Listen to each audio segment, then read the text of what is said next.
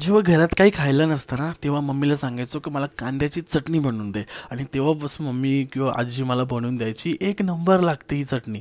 इथे ना, या पॅनमध्ये ऑइल टाकतोय आणि जिरा टाकतोय, त्याला मस्त फडफड तडतड होऊन देतोय.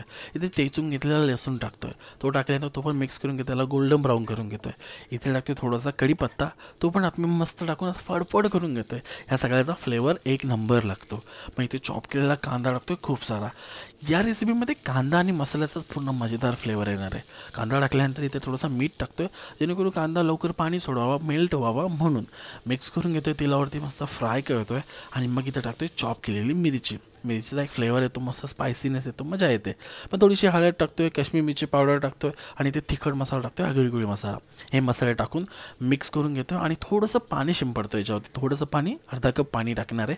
ते असं मिक्स करून घेते, म्हणजे कांद्याची चटणी अशी लबलबीत बनेल. आणि मस्त असं गार्निश करतोय कोथिंबीर टाकून. आणि